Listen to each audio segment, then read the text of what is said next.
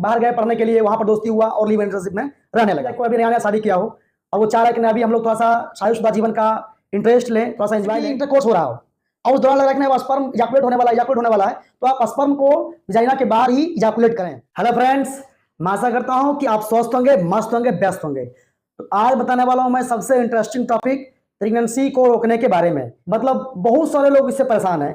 शादीशुदा लाइफ में मान लिया कोई अभी नया नया शादी किया हो और वो चाह रहा है कि अभी हम लोग थोड़ा सा शादीशुदा जीवन का इंटरेस्ट लें, थोड़ा सा एंजॉय लें, उसके लिए बाहर घूमें, इधर उधर जाएं, लेकिन प्रेगनेंसी कंसीव नहीं करें। अभी कुछ दिन के बाद प्रेगनेंसी कंसीव करेंगे। बहुत लोग लिव इन रिलेशनशिप में भी रहते हैं, बाहर गए पढ़ने के लिए, वहां पर दोस्ती हुआ और लिव इन रिलेशनशिप में रहने लगा। तो ये सब के वजह से क्या होता है कि लोग प्रेगनेंसी से बहुत डरते हैं कि बाय द वे अगर प्रेगनेंसी हो गया तो फिर मेरा क्या होगा, मेरे पिताजी क्या सोचेंगे, मेरे माता क्या सोचेंगे, मेरे रिलेशन वाले क्या सोचेंगे, मेरा दोस्त क्या सोचेंगे। वीडियो को अंत तक जरूर देखिएगा और जानकारी अच्छी लगे तो आगे बढ़ाइएगा और लाइक सब्सक्राइब जरूर करिएगा। देखिए, pregnancy is the process to develop a child. मतलब बच्चे को डेवलप करने के लिए सबसे पहला जो स्टेप है वो प्रेगनेंसी है। जब कोई मेल और एक फीमेल पार्टनर आपस में इंटरकोर्स का प्रोसेस को पूरा करते हैं तो स्पर्म रिलीज होते ही ओवम से मैच करता है और फाइनली वो फर्टिलाइज्ड हो जाता है। जब वो फर्टिलाइज होता है तो प्रेगनेंसी कंसीव हो जाती है। अब वो प्रेगनेंसी का जब टाइम ड्यूरेशन होगा तो वो पेट में धीरे धीरे आकार बढ़ेंगे और फिर वो एक फीटस का रूप लेगा।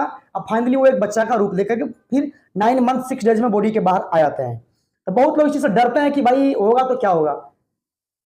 शादीशुदा वाली बात खैर कवातन का सर्टिफिकेट मिल चुका है, लेकिन कुछ लोग शादीशुदा वाले भी परेशान होते हैं। मान लिया कि किन्हीं को अगर 4-5 बच्चे हो गया और वो अभी चाहता है कि ऑपरेशन नहीं करावे, या फिर 3-4 लड़कियां हो गया हो, वो चाहता है कि अगला बच्चा जो हो मेरा लड़का ही हो, तो उस केस में बहुत लोग प्रेगनेंसी को खत्म करना भी चाहते हैं। उसके लिए सबसे पहला काम स्पर्म को ओवम से मैच नहीं होने देना है। इसके लिए करना क्या है, यूज कंडोम। कंडोम का यूज करें, क्योंकि इसके बिना अगर इंटरकोर्स होता है तो स्पर्म वजाइना के माध्यम से यूट्रस में जाएंगे और वो ओवम से फर्टिलाइज करेंगे। दूसरी बात, आप अगर फीमेल हैं तो आपको फीमेल कंडोम भी आते हैं जिसको डायफ्राम बोलते हैं। डायफ्राम का भी यूज करके आप प्रेगनेंसी को रोक सकते हैं ड्यूरिंग इंटरकोर्स।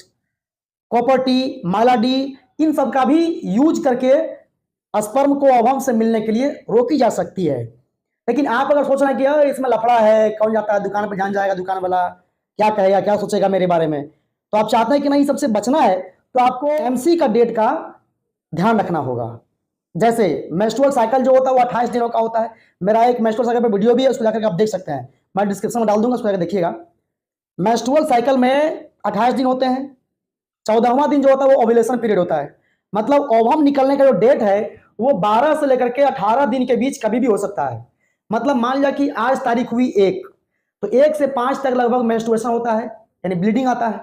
और 5 से लेकर के जो 10-12 दिन का जो डेट होता है, दिन होता है, ये डेट में फॉलिकल्स बनते हैं। उस समय अगर सेक्सुअल एक्टिविटी परफॉर्म की जाए तो कंसीव होने के चांसेस बहुत कम होते हैं। और जैसे ही मेंस्ट्रुएशन ओव्यूलेशन पीरियड होता है, माने कि 12 से 18 दिन के बीच में, तो वहां पर वो रेड जोन है। इस बीच में अगर आप एक्टिविटीज परफॉर्म करते हैं तो आपको प्रेगनेंसी होने की चांसेस अधिक है। यानी मेंस्ट्रुएशन फ्लो का फर्स्ट दिन के बाद 12वां दिन और 18वां दिन के बीच में बहुत ज्यादा खतरा है, यानी कंसीव होने की चांसेस ज्यादा है, प्रेगनेंसी कंसीव होने का। और मेंस्ट्रुअल साइकिल जिस दिन स्टार्ट हो, मान लीजिए 1 तारीख को स्टार्ट हुआ है, तो 20 तारीख के बाद अगले डेट तक, जब तक कि एमसी स्टार्ट ना हो जाए, वहां तक भी वो सेफ है, क्योंकि आपका जो ओवम है वो डिस्ट्रॉय हो चुका है। मेन डर हमें डिस्ट्रॉय होने ओवम से है। अगर ओवम डिस्ट्रॉय हो गया तो फिर नो डाउट कोई दिक्कत नहीं है। तो आप इस तरह कर करके प्रेगनेंसी को कंसीव को आप रोक सकते हैं। मान लिया किन्हीं का हो भी गया है प्रेगनेंसी, मान लिया हो गया, तब क्या करें, बहुत लोग परेशान होते हैं। इसके लिए भी मैंने वीडियो बनाई हुई है, उसको जाकर के आप देख सकते हैं। उसके लिए 2 प्रोसेस होते हैं, एक एमटीपी और एक होता है डीएनसी।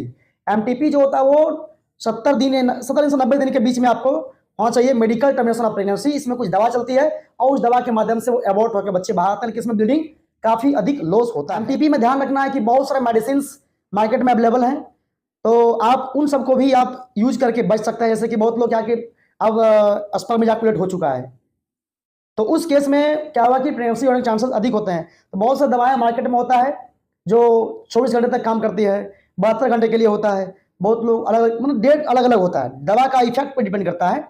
तो अलग अलग दवा मार्केट में अवेलेबल है, आप उनको भी ले करके आप बच सकते हैं। लेकिन ये सब दवा का प्रयोग करने के पहले आपको अच्छे जानकार डॉक्टर से मिल करके ही दवा लें। ऐसे नहीं कि दवा जो मन के तब खा लिए, उससे आपके नुकसान हो जाएगी। बहुत लोग इंजेक्शन भी लगवा देते हैं 6 मंथ के लिए, 1 साल के लिए, 2 साल के लिए, तो वो इंजेक्शन कहीं ना कहीं नुकसानदेह है। भले प्रेगनेंसी को रोके हुए है, नुकसानदेह क्या है कि वो फॉलिकल्स को बनने देता नहीं है और अंदर अंदर में पीसीओडी या पीसीओएस की समस्या होने लगता है, मतलब उसको ओवेरियन सिस्ट बनने की समस्या होने लगता है।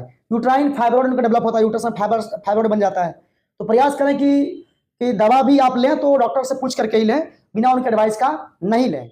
डीएनसी में ब्लीडिंग कम होता है, लेकिन ये तब होता है जब 90 दिन पूरा होता है। तो पहले भी हो जाता है, लेकिन बहुत लोग क्या है कि एबॉर्शन कराना चाहते हैं। मान लिया कि किसी को 4 बच्चियां, लड़की हो चुकी है और वो चाहे कि लड़का हो, तो उस केस में क्या है कि वो आदमी एबॉर्ट करवा देता है, क्योंकि अगर वो अल्ट्रासाउंड में देख लेता है ना ये लड़का, इसका अभी भी यूट्रस में लड़की है, तो उसको वो अवॉइड करवाते हैं। तो उस केस में डीएनसी होती है। तो प्रेगनेंसी रोकने के यही सब उपाय हैं, आप इनको फॉलो करके प्रेगनेंसी को रोक सकते हैं। दूसरी बात, अगर आपको लगता हो कि आप जैसे कि इंटरकोर्स हो रहा हो और उस दौरान लग रहा है कि वो स्पर्म इजाकुलेट होने वाला है, तो आप स्पर्म को वजाइना के बाहर ही इजाकुलेट करें। अगर इनसाइड ऑफ वजाइना इजाकुलेट होता है तो फिर प्रेगनेंसी के चांसेस अधिक होते हैं।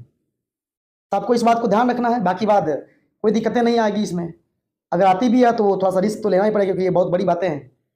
ध्यान रहे कि प्रेगनेंसी को रोकने का यही सब स्टेप है, इस चीज को फॉलो करके आप प्रेगनेंसी कंसीव होने से बच सकते हैं। और भी कुछ जानना आपका हो तो आप कमेंट बॉक्स में कमेंट कीजिए और मेरे वीडियो को और फैलाइए, लाइक सब्सक्राइब जरूर करिए। आपका दिन शुभ हो, मंगलमय हो। बहुत बहुत धन्यवाद।